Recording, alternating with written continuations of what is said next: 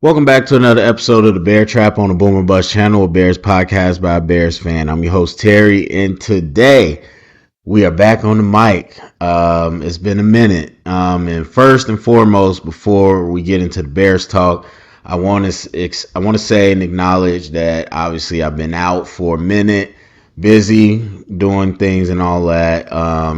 Right before the draft, that things kind of fell off, but we're going to pick it up. Obviously, it's the slow time of all season, but we're going to pick it up and start doing some more. At this point, I'm happy that I can now say that since December, really, I have been joining and becoming a member of the Omega Psi Phi Fraternity Incorporated, one of our historically black Greek fraternities and sororities. So, um, yeah, Omega now. So that is where I have put all my attention and focus and energy, and that's where I've been at. But now we here. So today we're going to talk about the Bears a little bit in general, and then we're going to go through the schedule. Again, training camp is about to come up, and to be honest, even once that starts, I don't think there's going to be a lot to say until we start getting into the regular season. Because the thing is, even with the preseason, the biggest question by far on the team is what the offense is going to look like. And I mean that schematically coming from Luke Getsy. And Justin Fields, I'm sure many people like, that's the biggest question mark. But yeah, but this obviously plays into that, and it's bigger and is going to determine how Justin performs. So I say that to say that these coordinators on the offensive side these days, they're not scared to go in and rebuild it from scratch. With the advent of the spread and the concepts, they're not afraid to spend even a few weeks when you got a bye week, spending a few weeks rebuilding up an offense, small package, quick names that, instead of the long verbiage, quick names and all that, and rebuild the offense. We literally saw us as one of the teams that did it. And when we had a little break, they took some time and just completely rebuilt the offense into a mini version. So with the offseason, adding new weapons, and Justin Fields going into his second year, I completely expect us to have an offense that did not look like what we did last year. And I don't mean the Justin Fields, Ravens, Lamar Jackson offense, but even what we were doing before. I think all that kind of goes out the door, and Luke's going to remix it. And he comes from a place in Green Bay where there's definitely core principles and concepts, but they've remixed many a time. So it's just the era we are in. These offense coordinators, these younger ones, aren't the ones that are going to come in and be stubborn and say, this is my system, like remember the Titans, 16 plays, like that's my system. No, they're not going to do that. They're not scared to mix it up and to really start it from scratch. So I fully expect, and from what I've heard, I fully expect that our offense is going to be very different. So we're not going to see that in the preseason, and it's not going to be to the regular season that we really get an idea of what this offense is going to look like. And again, if as a casual fan, you could look at it a couple ways, but if you're a real football fan, it could mean a lot of different things. The way the offense is executed in terms of kind of your go-tos, that's going to tell you a lot. Those are going to be the plays you see a lot. Are we going to be a quick in space, screen team? Are we going to be a vertical down the field shot team? I doubt that, but we could be. Are we going to be a short passing yard, run the ball, short passing yard? Like, what are we going to look like? And that's going to tell us a lot. Are we going to be a quarterback run team? I don't doubt that. I doubt that, but we'll see. So I have no clue. I haven't been following, and honestly, I don't even listen too much in the off season because again, no one's trying to show their hand. So until I see the product on the field, I'm going to, reserve trying to guess what the offense is going to be. But seeing what it looks like is going to be a big part because we're one of those teams, and it's a number of them that are just a big question mark. Almost everything about our team is a big question mark. And so the offensive scheme is probably the number one thing I'll be looking for. And then we'll go into the quarterback, and then we'll go into, the performance of everybody around. So that's the first thought off top. And then defensively, it's the same thing, man. You got a defense that is largely rebuilt.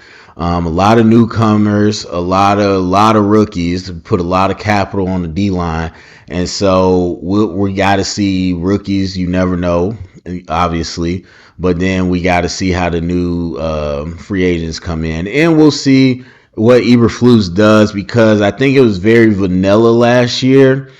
And it doesn't help that you don't have no real weapons, because if you are running a vanilla defense where you're not doing a lot, but you got somebody on the edge that people can't block, then that helps a lot. But since we didn't have that, it just made us look very, suspect. And we were very suspect last year. So you had Brisker with a solid year. You really know what he is.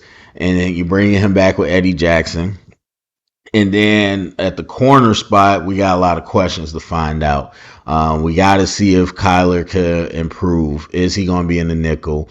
We got the rookie coming in, Stevenson. So we got a lot of questions in the secondary. And then defensive line wise, still don't have that edge presence. And so that front is going to be a big question, not just as the edge rushers, but as we bring in new linebackers too. So you bring in Tremaine Edmonds, who can cover a lot of ground. TJ Edwards, who's a little versatile, but you wonder if we're going to see a lot more blitzing, a lot more exotic blitzing. Buffalo's a very exotic blitzing team. Tremaine does cover a lot of ground, but they use him in blitzing. He's a really good blitzer. But then TJ Edwards is someone that can be a good blitzer as well. So we got to see kind of what will look like on defense. But like I said, overall, the team is one big question mark. Even going to look at the schedule, you got to acknowledge that, hey, we don't really know what we're going to look like. And we don't know what most teams are going to look like. But we could talk matchups and likelihoods and everything. This isn't really a episode to predict. This is just an episode to look at the matchups and kind of talk through it. So anyway, so we'll kick it off. So week 1, we open up with the Green Bay Packers, and we're at home. And Green Bay is firmly in that same boat as us. The only difference is they got a lot more established talent. Now, I sat there and watched Kenny Clark, who I know is one of the best interior linemen. I watched Jair Alexander, who I know is one of the best cover corners. I watched, and I know Rashawn Gary got hurt early on.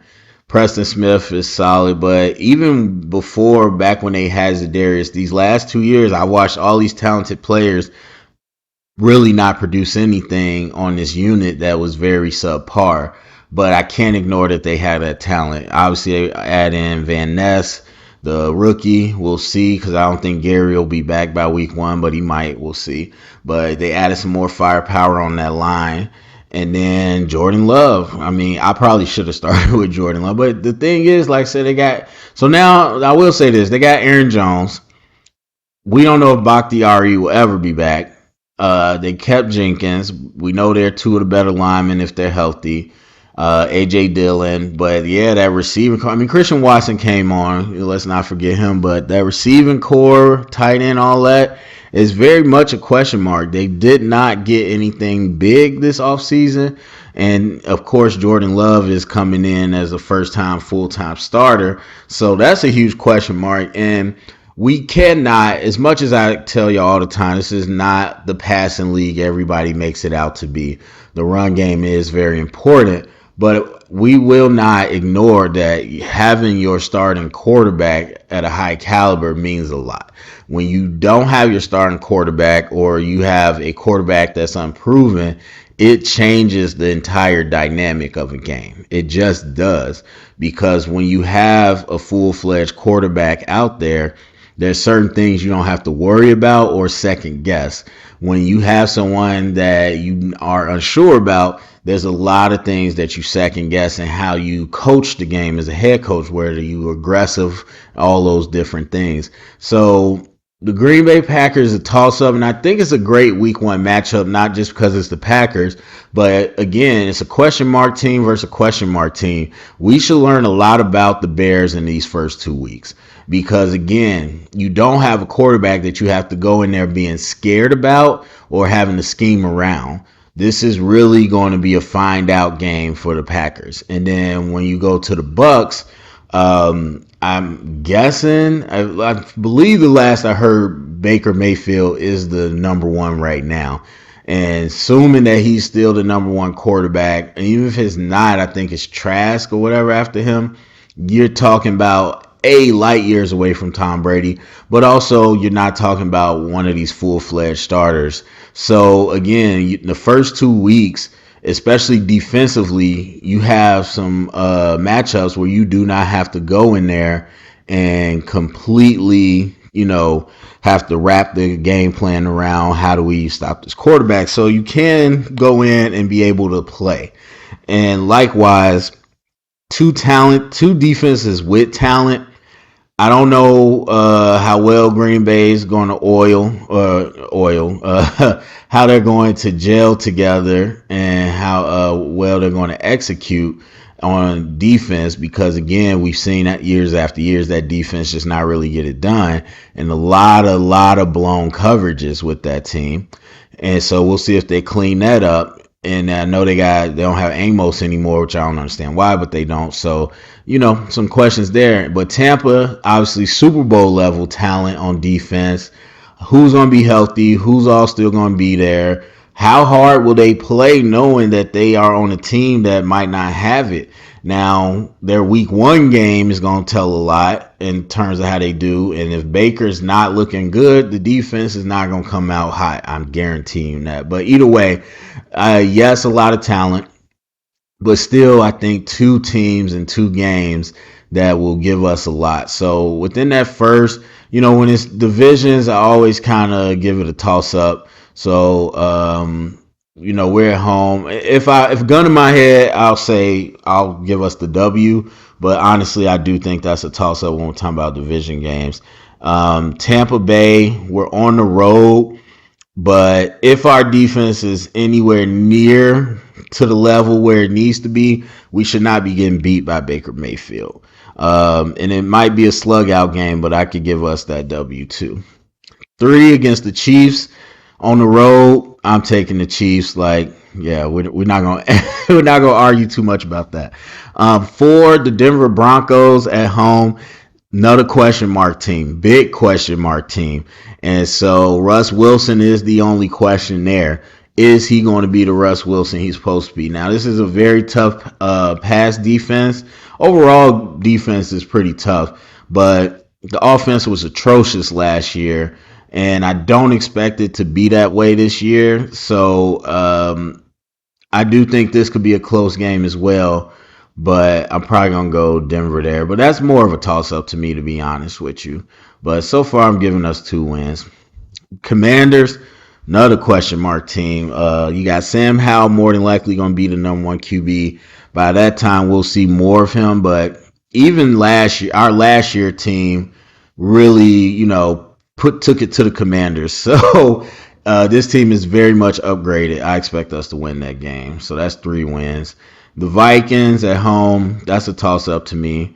The Raiders, another question mark team. Week 7, is Jimmy G back?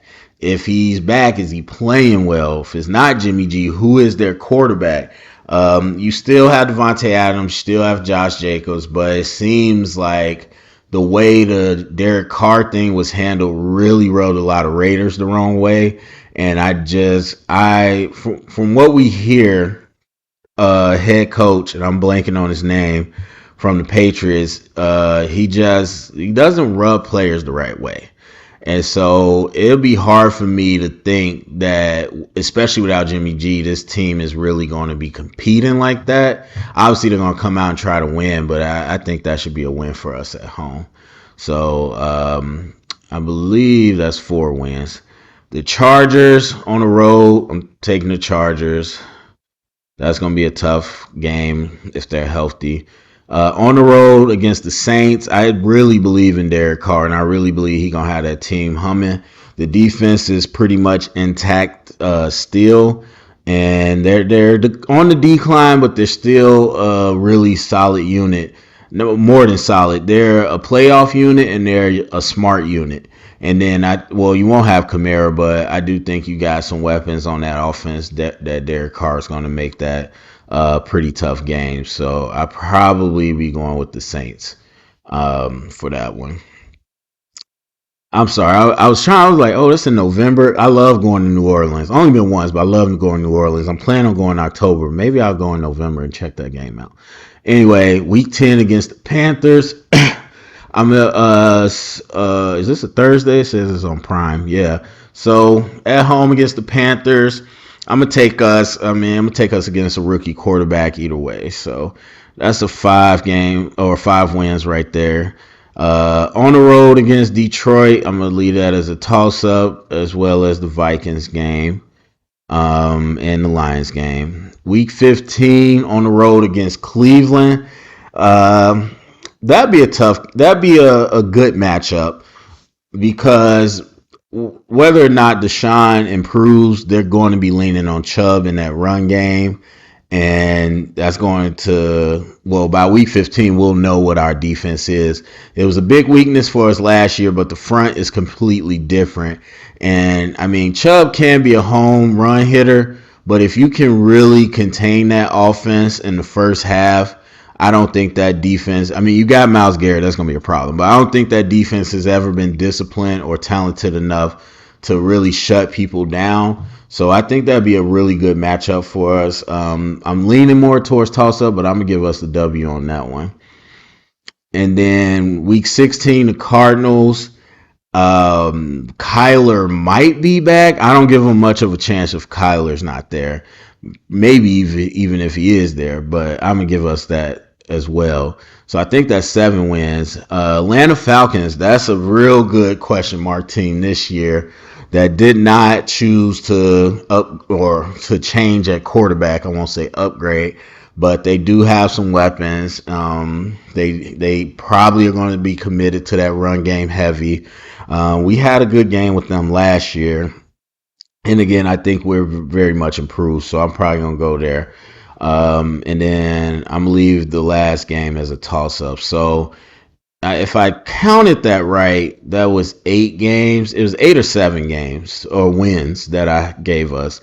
So now that's not counting the rest of our division games. So if we were, because if you go through that schedule, there's only a few that I think are no-brainers. Now we're sitting here in June. So it's, one thing to say that now, but I think when you talk about the Chiefs, the Chargers, those are ones okay, yeah, unless they're hurt, it's going to be tough to beat Mahomes and Herbert. So, but other than that, it's a lot of games that are toss-ups. These are a lot of games that are question marks. Now, as far as our division, obviously, we talked about the Packers. The Lions are on the rise. I do think they're really good and should be better this year, but I don't think that's a guarantee. And then the Vikings, they are kind of where they were last year, but they were very disappointing last year. But clearly, I think the better team in the division. Now, are they going to stay up there? That's going to be one of the questions. And then Dalvin Cook, I don't know. It's insane that they let him go because Dalvin Cook is a straight up weapon. And I think about weapons much like anybody thinks about quarterbacks. Like, where are they dangerous from? Some quarterbacks ain't dangerous from the 20-yard line because they ain't going to do much. They ain't going to drive. They can't. Some running backs same way. Some running backs are dangerous from anywhere on the field, and Dalvin Cook is one of those guys, and they let him go, so he ain't not in division. We ain't got to worry about it. So the Vikings, I can't say they stayed the same. They definitely, in my mind, took a bit of a step back. And Thielen's not there, one of the most reliable guys. Obviously, you got JJ, but I don't know that they're going to be the same threat they were last year. So the division is definitely open. But if we do what I talked about there and we get 7 or 8 wins, I mean, the last seed in the playoffs had 9 wins. So if we can get 2 wins against the Packers, if we can get a win against the Vikings and a win against the Lions, we're looking really well in our schedule. So I think our schedule, I mean, is pretty favorable overall. And when we get in the middle of it, like October, we'll probably be like, okay, well, we know this team is actually legit this year. But just looking at the rosters, looking at the matchups, that's just my thoughts of today. Yeah, I think it's looking fine. I mean, there's a lot of opportunity for us to showcase ourselves in the division without Aaron Rodgers, without Dalvin Cook anymore.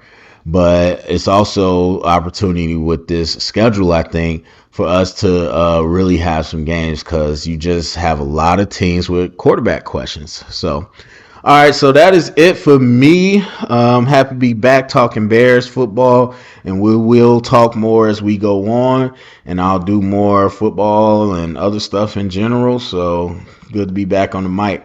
All right, that's it for me. Go down the comment section. Let me know what you think about the Bears and our upcoming schedule. Go down comment section, share it around, get the conversation started. Thumbs up, subscribe, and remember, stay up and bear down.